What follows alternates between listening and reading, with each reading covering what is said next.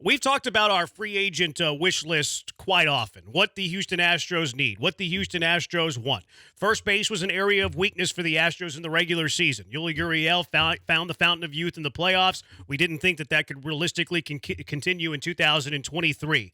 The Astros signing Jose Abreu is a lot of people's offensive target number one for the priority list for the Astros in free agency. In so many ways, it seems like the perfect fit. We don't know the price tag yet, and I'm always the guy that's concerned with price. But the fact that he and Altuve already have a relationship, and they are boys. The fact that he wants to win a title. The fact that he can fit into the middle of a lineup where you've already got guys with pop like Tucker and Yordan, but he can fit right in there and probably see better pitching and hit for a better average than you got out of the position a year ago, and realize that this offense is going to get better. And that's without even addressing whatever you're going to do in left field. He can DH, he can play first base, but he can hit. And he might not give you all the pop in the world, but just like we said with other guys, I'm sorry, Trey Mancini, it didn't work out from the batting average perspective, but we did, at least early on, say that he was going to get more home runs than he did. But Abreu's a guy that should really be able to capitalize a little bit on the dimensions of Minute Maid Park as well. But I think seeing a lot better pitches in the middle of a lot better lineup, and the fact that your offense has just got better, if this indeed is the case. Jose Abreu in a lot of ways, because there's two positions of priority that I wanted offensively. Justin Verlander was basically like my third option. I wanted a first baseman more than I wanted Justin Verlander. And I don't know if this necessarily means the end of Verlander. We'll discuss that in a little bit. And I wanted a left field DH more than Verlander. I wanted two bats in this offseason.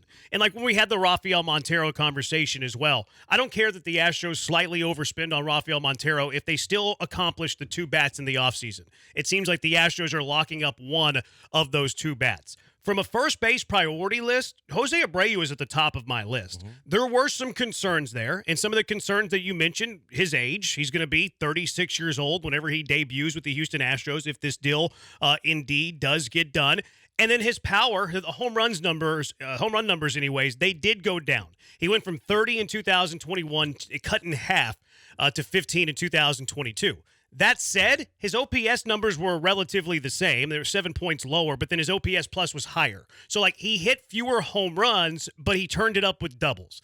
He turned it up with his batting average. His average climbed to 304, up from 261. Lifetime, you look at the numbers, 292 average, 860 OPS. Last year, the Astros didn't have a legitimate first baseman. Right. Sorry, Yuli Gurriel was not a legitimate first baseman during the regular season. He made us eat crow in the playoffs.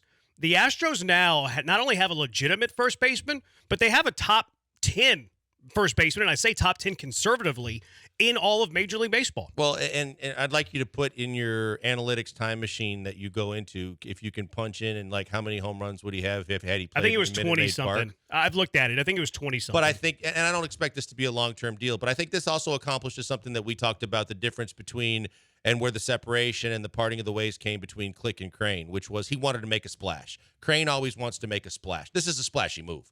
This is a move that not only makes your team better, because, look, you can make all the moves that Click was willing to make and realize your team got better. 2 years ago, it was the bullpen. The bullpen got better. Your depth, because of catcher and first base and outfield with Mancini and Vasquez, it got better. It wasn't seismic, but it didn't make the splash. It wasn't the sexy moves, but it did what you were supposed to do, what it was meant to do, and it made you a better team. This accomplishes both. This gets the Crane sexy factor, the boom wow factor, that everybody steps back for a second and goes, oh, man, he's going to make their better. I mean, that's an impact player. And then from the standpoint of just in the lineup, what he means playing first base, the numbers you bring up, hit for average, the fact that in the middle of this lineup, I expect his power numbers probably go up. He'll see more fastballs and better pitches to hit. I think this is a perfect fit. Guys, let me tell you real quick about Fitz Roofing. They're going to take care of you every step of the way, from a leaky roof or maybe some home repairs, even a fence in your yard. Free, no obligation inspection. It costs you absolutely nothing, and they are the best at doing what they do on a daily basis. Check them out at fitzroofing.com. Fitz Roofing, making a difference, one home at a time. Yeah, even if they don't go up, I expect them to hit 20-something home runs at minimum, which at first base, you're like, well, 20-something home runs, that ain't that great. He hit 15 this past season. I think he'll get closer to 20, and he's got 30 capability. He hit 30 2 years ago. couple of things that I liked about Abreu, because that is the negative. Like, he's old, he's declining in age. The power numbers slipped this past year as opposed to 2021 when he hit 30. The positives that I liked whenever I kind of studied Jose Abreu a little bit, I mentioned this maybe last week on the show. His home-away splits are incredible. Where, like, you're wondering, well, why is he not hitting that well at home? He was a 274 hitter at home, 751 OPS. That's an average player, especially for a first baseman. Away from Chicago last year, he hit 334 with an 897 OPS. So for whatever reason, he liked hitting away from Chicago. Some people might say, well, the cooler weather in Chicago doesn't suit him well. He liked hitting better in warm weather. And I saw a story today from Ken Rosenthal on The Athletic that he was actually looking at the Florida teams because he wanted to play in Florida. He wanted to play somewhere that it was warm. So I look to the splits. The home and away splits is a huge positive for Abreu, that he hit well away from home and was lousy at home. And then also, if you look at the calendar, like his month-by-month splits, he started off really bad in March. May, he started to heat up a little bit, was fine. And then June, July, and August, when the weather was the warmest, the dude was like MVP caliber. He hit 346 in June, 964 OPS. He hit 350 in July, 923 OPS. And then in August, 333 average with a 796 OPS. So if he loves the warm weather, if he wanted to get out of Chicago, go somewhere warm that has a roof, that has climate control, I'm a big fan of this signing. I think the Astros hit it out of the park with this. Of all the great stuff you just brought there, let me bring the other intangible into this, and that is a guy that hasn't won one before, that gets into the culture and wants to be a part and gets rejuvenated by the fact that, hey, I want what they've already gotten, and I want to be a part of this machine that keeps on rolling down the tracks. And getting in might give him a little extra boost of it. It's like Mancini said, only with a guy that has probably more ability, right? Where you get into this environment, this culture, this clubhouse, and it breeds winning. I want to get out there and I want to bust my ass for this team because I want to be part of the next ring that this team brings to the city, get my first, be a part of what I've seen from afar and want to be a part of inside. I think that can do a lot, and I think that's an intangible that people don't give enough credit to. You take a guy that, even when they were favored the last couple of years to really be successful, the White Sox failed miserably. Mm-hmm. They fell way short. Now he gets to join a winning program and be a part of the next generation and the next wave of trying to win another one. I think that rejuvenates him a little bit more, too. And he probably works out a little harder and gets a little bit more excited to be a part of this. Yeah, and we haven't seen the contract numbers either. We'll continue to look for those because that is going to be a huge part of the story. But adding Jose Abreu to this team, I think that the Astros have hit a home run here. Besides the home run numbers, too, because, that I like to look at the numbers. I like to dive in. I like all the information. Give me all of it. Abreu is like one of the best hitters in terms of exit velocity. So, he's lost power. I understand the home runs have been cut in half.